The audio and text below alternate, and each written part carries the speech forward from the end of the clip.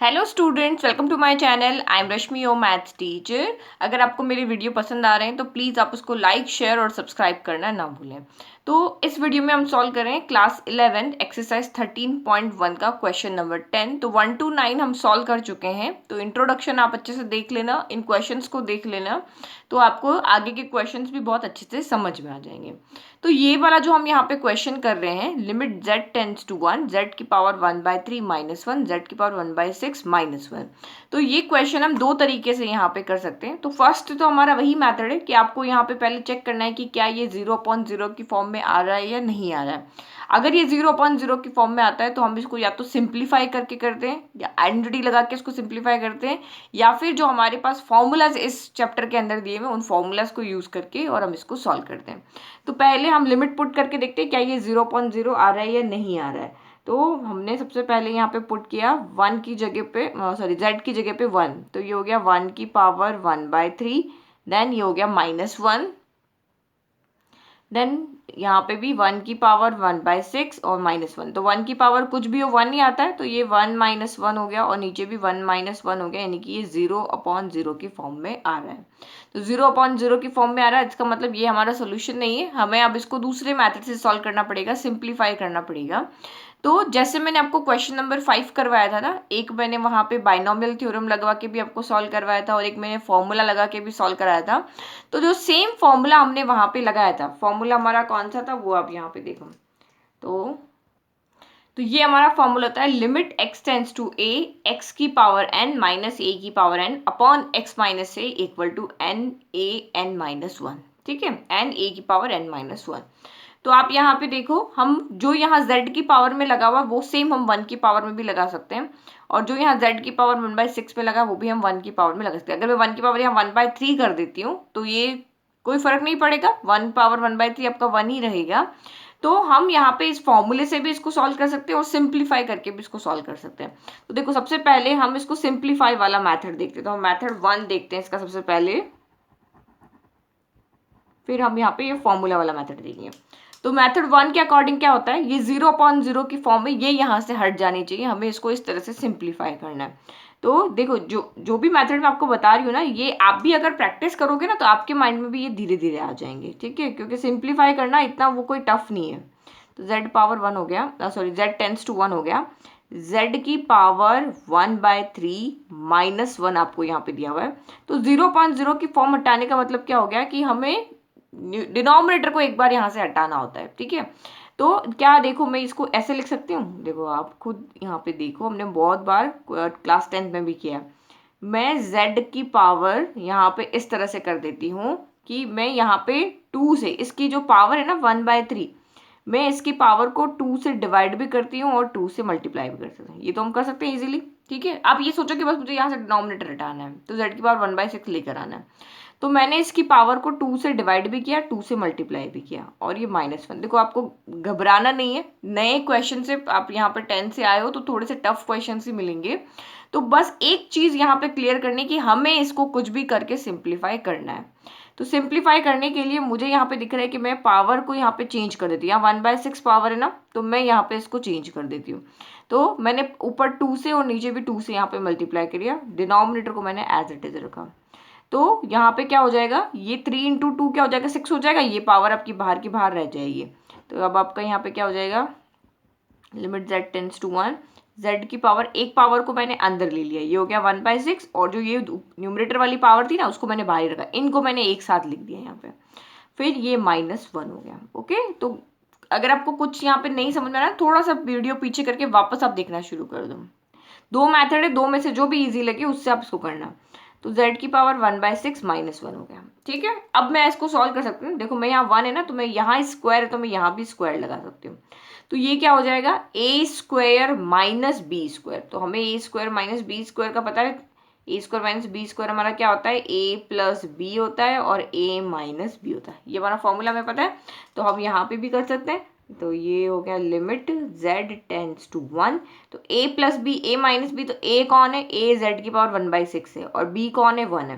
तो इसका मतलब ये क्या हो गया, z की पावर 1/6 - 1, a - b, और z की पावर 1/6 + 1। ठीक है, अब ये पहले प्लस था उससे कोई फर्क नहीं पड़ता, मल्टीप्लाई और एडिशन में ऑर्डर का कोई फर्क नहीं पड़ता, ये बीच में मल्टीप्लाई है ना तो इसको पहले लिख लिया इसको बाद में लिख लिया, उससे कोई फर्क नहीं पड़ रहा, ठीक है। और ये हो गया z की पावर 1/6 माइनस 1। तो हम कुछ भी करके जब भी 0.0 होता है तो डिनोमिनेटर में से हम इनको हटा लेते हैं जो 0 बना रहा है।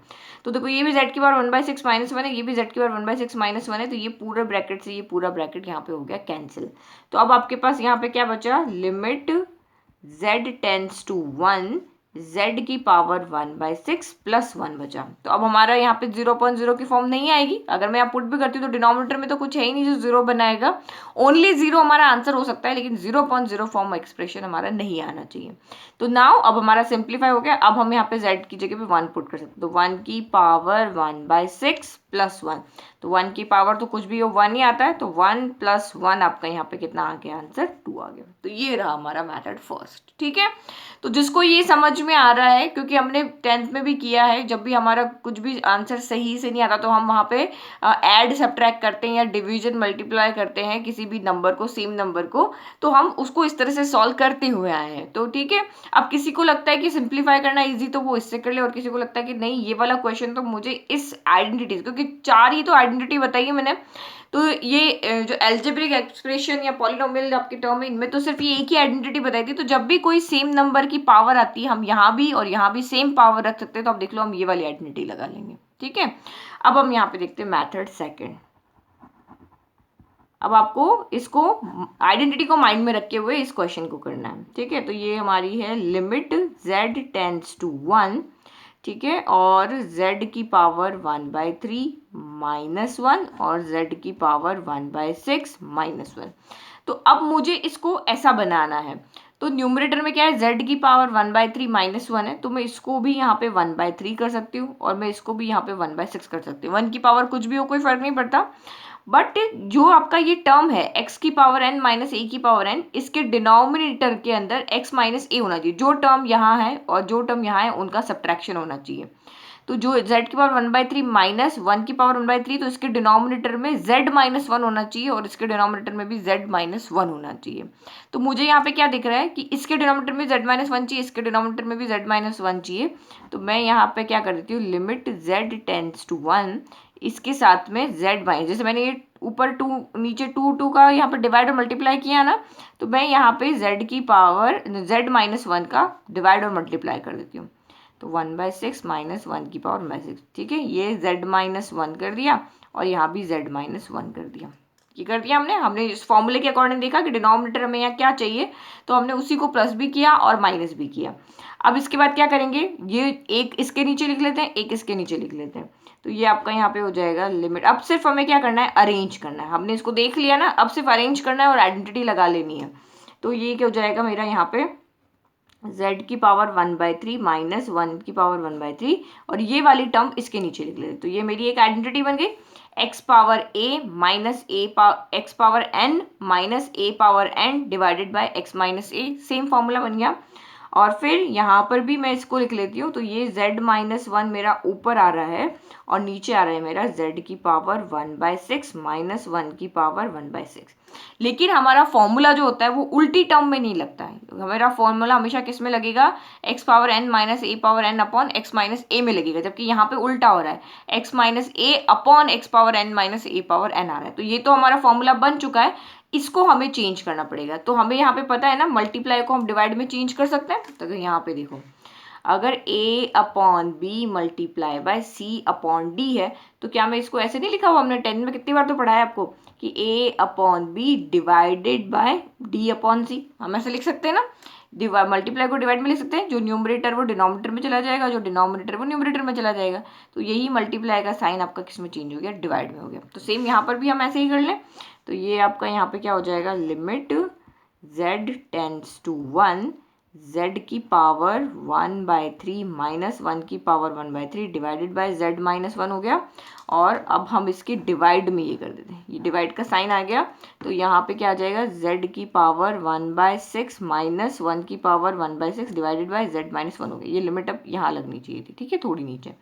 तो मैंने आपको एल्जेब्रिक एक्सप्रेशन पढ़ाया था ना, तो उसमें मैंने आपको क्या पढ़ाया था कि लिमिट z टेंड्स टू, चाहे कुछ भी x टेंड्स टू a है, ठीक है। और ये एफ एक्स है और एक फंक्शन एफ एक्स है और एक फंक्शन जी एक्स है, ये मैंने आपको बताया था। तो अगर कोई लिमिट लगी हुई है, दो फंक्शन है, तो हम उस लिमिट को दोनों के साथ लिख सकते हैं। मैंने बताया था एक्स टेंस टू ए को हम एफ एक्स के साथ अलग लिख सकते हैं और लिमिट एक्स टेंस टू ए को हम जी एक्स के साथ अलग लिख सकते हैं। ये देखो बुक में बताती हूँ अभी, ये देखो इस तरह से, ये limit x tends to F x और जी एक्स दो फंक्शन है इसके साथ लगी हुई, तो हम इसको इस तरह से सेपरेट कर सकते हैं। डिवाइड, मल्टीप्लाई, एडिशन, सब्ट्रैक्शन सबके साथ इस तरह से सेपरेट कर सकते हैं। तो उसी से हमारा क्या फॉर्मूला बनेगा, क्योंकि एक ही दो फंक्शन में एक साथ लगने से हम उसको सॉल्व नहीं कर सकते, तो हम लिमिट को यहाँ पे क्या कर सकते हैं, अलग अलग यहाँ पे लगा सकते हैं। तो सेम यहाँ पे भी इसी क्वेश्चन में हम ऐसे ही करेंगे।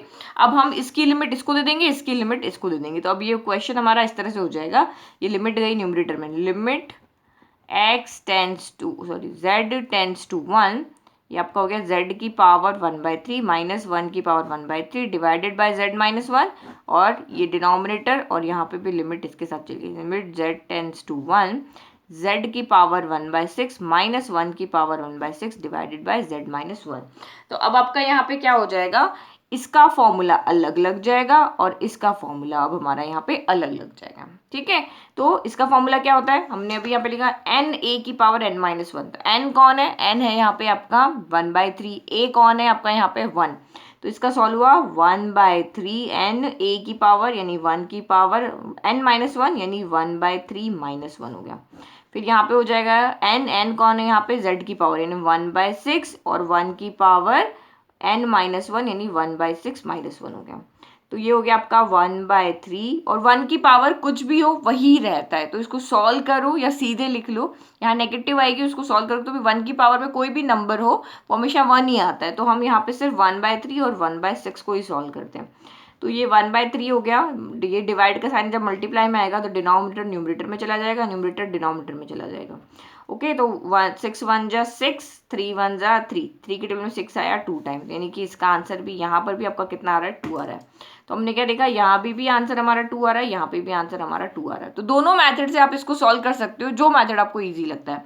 फॉर्मूला वाला मेथड इजी लगता है या सिंप्लीफाई करने वाला मेथड इजी लगता है, दोनों मेथड से आप इस क्वेश्चन को सॉल्व कर सकते हो। ओके, तो आप प्रैक्टिस करो, अच्छे से प्रैक्टिस करोगे तो आपको सब चीज़ यहाँ पे समझ में आ जाएगी। आपको सीधे क्वेश्चन तो मिलेंगे नहीं, बट कोई भी टेंशन लेने की बात नहीं, बस आपको इजीली इसमें प्रैक्टिस ज़्यादा करना है और कोई बात नहीं है। ठीक है, मोस्टली क्वेश्चन सिंपल थे, 1 to 10 में अभी एक 5 थोड़ा डिफरेंट था और एक 10 आपका यहाँ पे थोड़ा डिफरेंट है।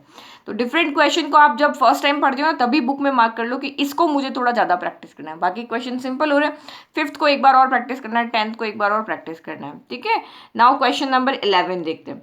तो क्वेश्चन नंबर 11 में भी हमें सबसे पहले वही चेक करना है कि ये यहाँ पे x की जगह 1 रखने पर कि या 0/0 आ रहा है या नहीं आ रहा है। तो ये हमारा क्वेश्चन है, limit x tends to 1 ax square plus bx plus c divided by cx square plus bx plus c, और एक कंडीशन दी हुई कि a plus b plus c अगर यहाँ पे कहीं आता है तो वो 0 के इक्वल नहीं है। तो देखो हम सबसे पहले लिमिट पुट करें, हम हमारी जो फर्स्ट कंडीशन चेक करने की लिमिट के क्वेश्चन को कि 0/0 तो नहीं आ रहा वो देखते हैं। तो x टेंस टू 1 है तो 1 को पुट करके देखते हैं। तो ये a into 1 square plus b into 1 plus c हो गया, divide by c into 1 square plus b into 1 plus c हो गया।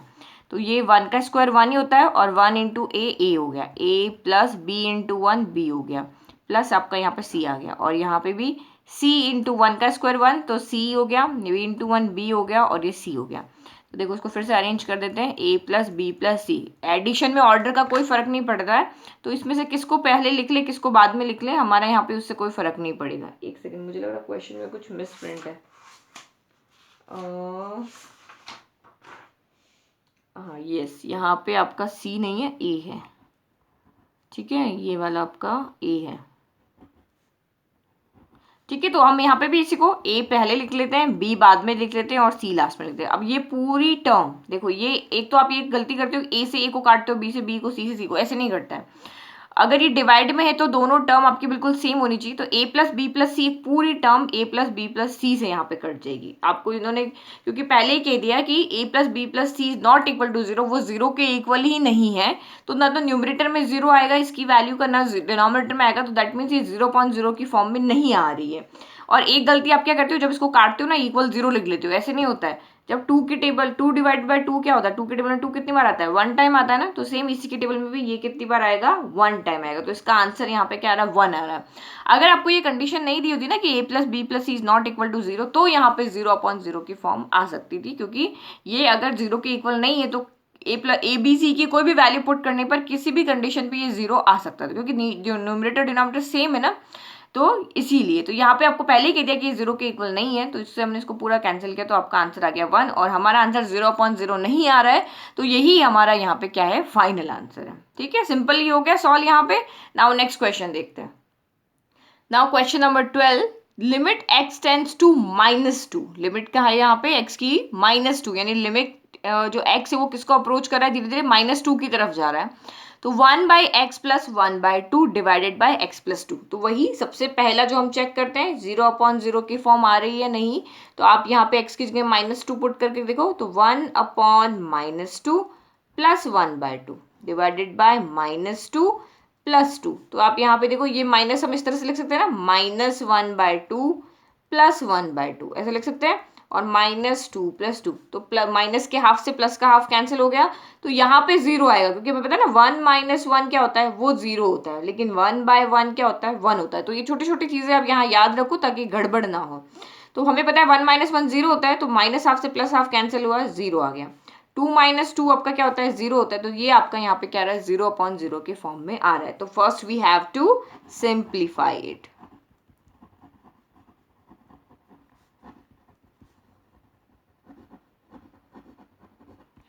ओके, तो सिंप्लीफाई करें, तो सबसे पहले आप यहाँ पे देखो, हम न्यूमरेटर को सॉल्व कर लेते हैं। तो पहले यहाँ पर न्यूमरेटर हमने ले लिया। न्यूमरेटर आपका क्या है, 1/x प्लस 1/2 है, तो ये डिनोमिनेटर तो सॉल्व होगा नहीं, डिनोमिनेटर तो एज इट इज रहेगा। तो न्यूमरेटर को हम कैसे सॉल्व कर रहे हैं, हम सबसे सिंपल, हमें यहाँ पे क्या दिख रहा है कि हमें एलसीएम ले लें। मुझे तो सबसे सिंपल यही दिख रहा है, और कुछ यहाँ पे सिंप्लीफाई हमें दिख नहीं रहा। तो एलसीएम ले लें, x और 2 का एलसीएम क्या हो जाएगा, 2x हो जाएगा। 2x हो गया, x की टेबल में यहाँ पे एक दोनों आ गए ना, तो इस तरह से देखो, x यहाँ पे आ चुका है, 10 नहीं है, सॉरी 2 नहीं है, तो 2 से ऊपर मल्टीप्लाई हो जाएगा, 2 1 2 हो गया। 2 यहाँ पर है बट x नहीं, तो x ऊपर मल्टीप्लाई हो जाएगा। तो यानी जब हमने इसको सॉल्व किया तो हमारा आ रहा है 2 + x/2x आ रहा है, इससे ज्यादा कोई सॉल्व हो नहीं रहा, सिंपल। तो नाउ अब क्वेश्चन अब फिर से देखते हैं। तो लिमिट x टेंड्स टू -2, फिर आपका यहाँ पे 1/x plus 1/2 divided by x plus 2 हो गया। तो हमने न्यूमरेटर जिसको सॉल्व किया था उसको हम सॉल्व फॉर्म में रख लेते हैं।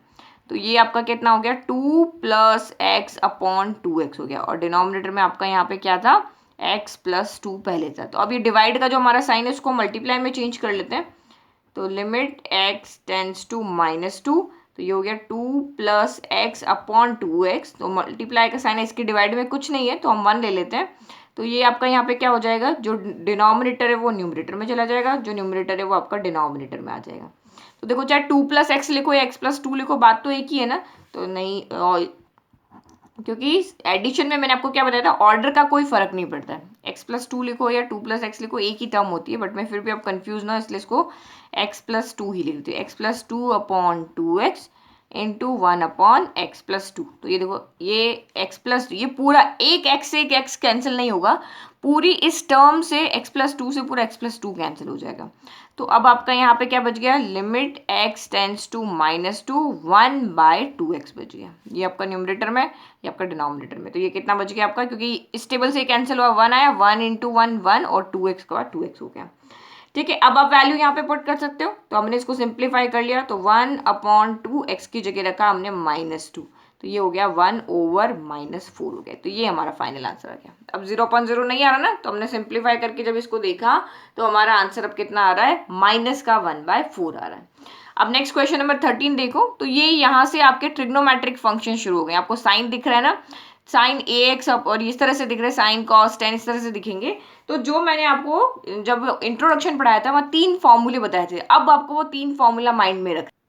तो ये 3 फॉर्मूला आपको यहाँ पे याद रखना है, और जब भी हमारा इस तरह से क्वेश्चन आता है तो हम सबसे पहले यही देखेंगे कि हमारा यही फॉर्मूला यहाँ पे बन जाए और हम इसको सॉल्व कर लें। अगर ये फॉर्मूला नहीं बन रहा है तब हम कोई इनकी ट्रिग्नोमेट्रिक की जो भी आइडेंटिटीज हमने पढ़ी, चाहे 10th क्लास में पढ़ी है, चाहे हमने 11th क्लास में पढ़ी है, तो जो भी आइडेंटिटीज हमने पढ़ी है उनको लगा करके फिर हम इनको सिंप्लीफाई करेंगे। तो फर्स्ट स्टेप आपको ये करना है कि ये फॉर्मूला बनाने की आपको यहाँ पे कोशिश करनी है। अगर ये फॉर्मूला आपका नहीं बन रहा है तब हम इसको कोई ना कोई आइडेंटिटी लगा के और इसको सिंप्लीफाई करेंगे, अगर हमारा यहाँ पे 0/0 एक्सप्रेशन आ रहा है तो फर्स्ट हम यही चेक करते हैं। हमेशा जब भी लिमिट वाला कोई भी क्वेश्चन आएगा सबसे पहले हमें यही स्टेप चेक करना है। तो ये लिमिट x टेंड्स टू 0 है, तो हम 0 पुट करके देखते हैं। तो sine a into 0 divided by b into 0, तो ये आपका क्या हो गया, साइन a इंटू 0 तो 0 हो गया और b इंटू 0 भी 0 हो गया। तो हमें पता है कि हमारा साइन 0 कितना होता है, साइन 0 0 होता है, और 0 तो वैसे ही आ रहा है, तो ये हमारी यहाँ पे क्या आ रही है, 0/0 की फॉर्म आ रही है। तो सबसे पहले हमें इसको इवेल्यूट करके 0/0 की फॉर्म को यहाँ से हटाना पड़ेगा।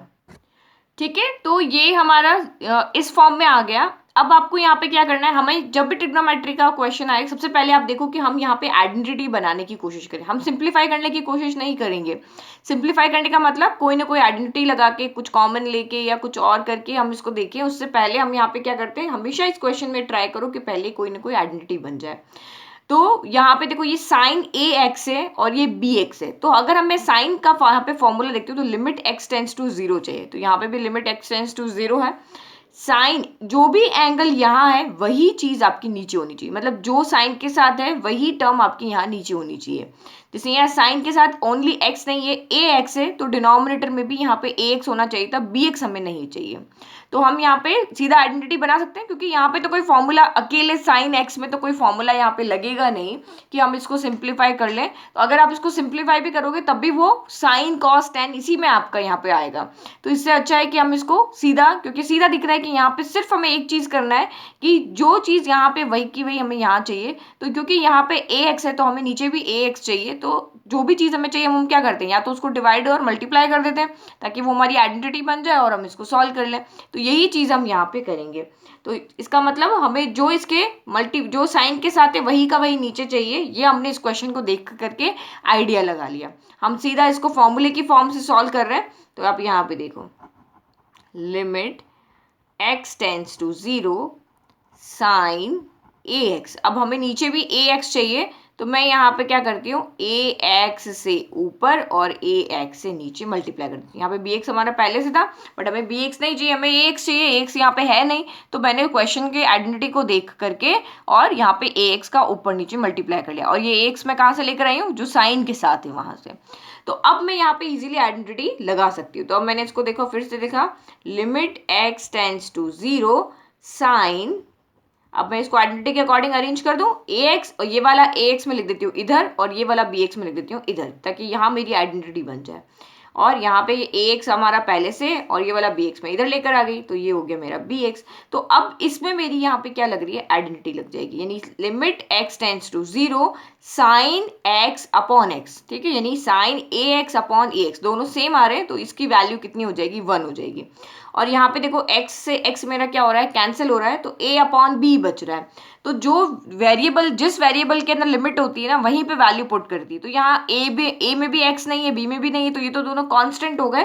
तो हम इनको यहाँ पे क्या लिख सकते हैं, बाहर लिख सकते हैं। ये भी मैंने आपको एक आइडेंटिटी बताई थी, मैं वापस दिखाती हूँ, देखो लैम्बडा वाली आइडेंटिटी थी। तो limit x tends to 0 sine ax upon ax हो गया। तो अब इसके अंदर हमारी यहाँ पे क्या लग जाएगी, आइडेंटिटी, और इसकी वैल्यू क्या हो जाएगी, 1। तो ये देखो, मैं आइडेंटिटी भी आपको बताती हूँ। तो ये हमारी लिमिट की यहाँ पे, अगर आपने ये फॉर्मूला यूज किया ना, तो ये साइड में आपको लिख करके बताना है कि मैंने इस फॉर्मूला से इसकी वैल्यू कितनी हुई है, 1 हुई है।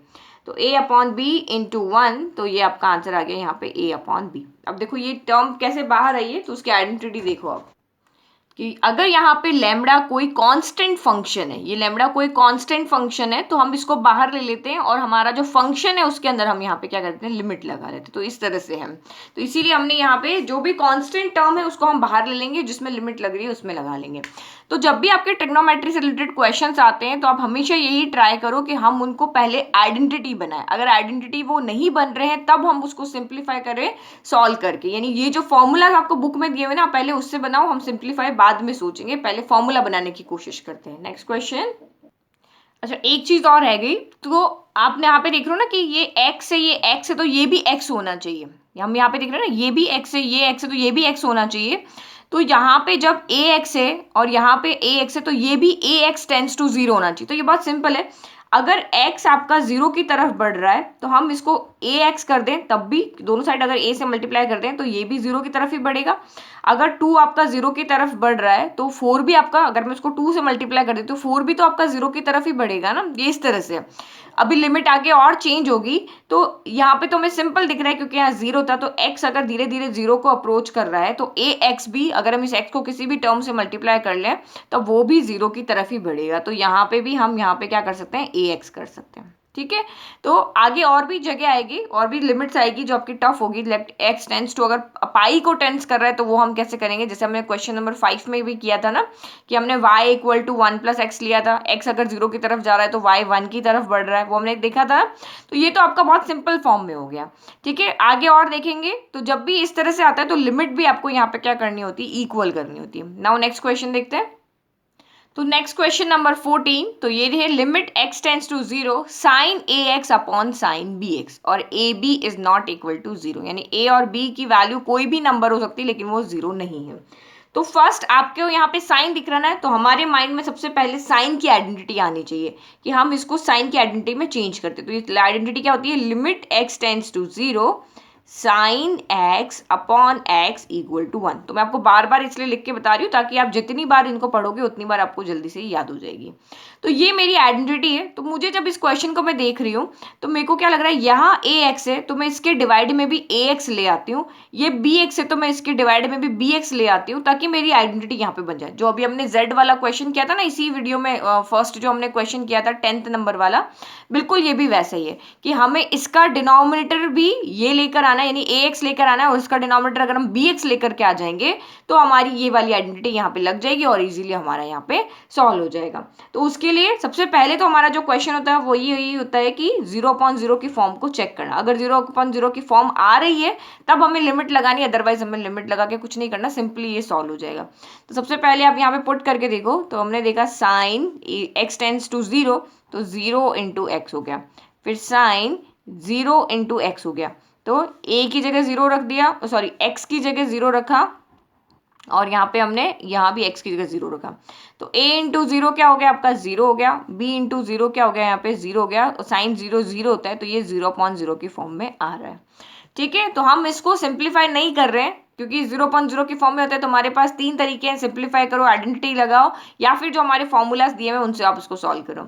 तो ना हम इसको सिंप्लीफाई नहीं करें क्योंकि ये सिंपल टर्म है और कॉम्प्लिकेटेड हो जाएगा। ट्रिग्नोमेट्री में जितना हो सके उतना आइडेंटिटी लगा के सॉल्व करो। तो हम सीधा इसको आइडेंटिटी की फॉर्म में ही चेंज करें, हम जो मैं फॉर्मूलाज यहाँ पे दिए हुए हैं उसी से हम इसको चेंज कर रहे हैं। तो हम इसको चेंज कैसे करें, हमें चाहिए इसके डिवाइड में चाहिए हमें ax और इसके डिवाइड में हमें चाहिए यहाँ पर bx। तो हम यहाँ पे न्यूमरेटर के अंदर क्या करेंगे, जो सामने इससे जस्ट 13 क्वेश्चन किया ना वैसे साइन ax हमारे पास है तो हम यहाँ पे ax से ऊपर नीचे क्या करेंगे, मल्टीप्लाई कर देंगे।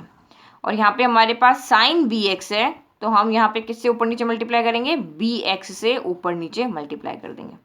ठीक है, तो ये हमारी फर्स्ट हम धीरे धीरे अपने प्रूफ की तरफ यानी सॉल्यूशन की तरफ जा रहे हैं। तो सॉल्यूशन हमने देखा इससे, आइडिया किससे लगाया, इस हमारे फॉर्मूले से। तो अब हमें इसके डिवाइड में ax चाहिए तो हम इसके डिवाइड में ax लिख लेते हैं, तो साइन ax अपॉन ax हो गया। तो यहाँ पे न्यूमरेटर वाला ax एज इट इज बच गया। फिर यहाँ पे भी हो गया sine bx upon bx into यहाँ पे क्या बच गया आपका, bx बच गया।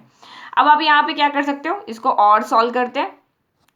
अब यहाँ पे आप क्या देख रहे हो, इस वाले x से ये वाला x आपका यहाँ पे क्या हो रहा है, कैंसिल हो रहा है, तो ये हमने यहाँ पे कैंसिल कर दिया। फिर मैंने अभी आपको एक और चीज बताई थी यहाँ पे कि limit x tends to a fx upon, अगर मेरे पास gx है, अगर मेरे पास ये fx और gx दो अलग अलग फंक्शन है तो मैं लिमिट को यहाँ पे fx के साथ अलग लगा सकती हूँ, और ये हमारे पास एल्जेब्रिक फंक्शंस के अभी हमने देखा था, और ये x टेंस टू 0 लिमिट में gx के साथ अलग लगा सकती हूँ, क्योंकि लिमिट हर फॉर्मूले में उसकी लिमिट उसके साथ होनी चाहिए, बट यहाँ पे लिमिट कॉमन आ रही है, इन दोनों की लिमिट अलग है, तो मैं लिमिट इसके साथ भी लगा सकती हूँ, इसके साथ भी लगा सकती हूँ।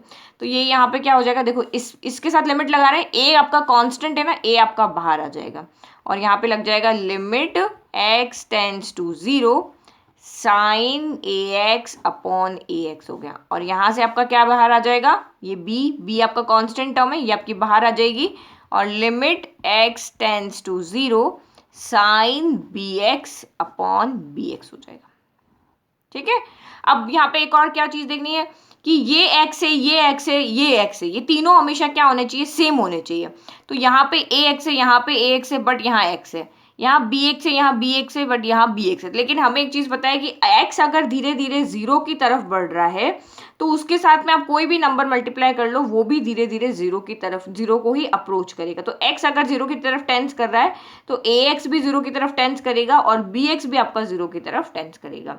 तो ठीक है, ये हमने नंबर स्टार्टिंग में मैंने आपको टेबल बना के दिखाया था ना कि x एक्चुअल में 0 नहीं है, वो 0 को अप्रोच कर रहा है। तो इधर से जो भी इसके पास की वैल्यू होगी वो भी सारी 0 को अप्रोच करेगी। लाइक कि आप यहाँ पे देखो, मैं अगर यहाँ पे कहती हूँ कि मेरा ये 0 है, तो 0 से छोटा नंबर यहाँ पे मेरा क्या हो गया, नेगेटिव में नहीं जाते हैं, कि 0.01 है, ये आपका बिल्कुल 0 की तरफ बढ़ रहा है। अगर मैं इसको 4 से मल्टीप्लाई कर देती हूँ तो 0.04 क्या होगा, ये भी 0 की तरफ बढ़ेगा, क्योंकि ये भी बहुत छोटी वैल्यू, तो ये भी बहुत छोटी वैल्यू है। तो इसी लॉजिक से यहाँ पे कह रहे हैं कि अगर x 0 की तरफ बढ़ रहा है तो इसको चाहे हम किसी भी नंबर से मल्टीप्लाई करो वो भी 0 की तरफ ही अप्रोच करेगा। तो इसको देख करके हम यहाँ पे आइडेंटिटी लगा देते हैं, ए लिमिट, यहाँ पे ax है तो ax भी 0 की तरफ ही बढ़ेगा।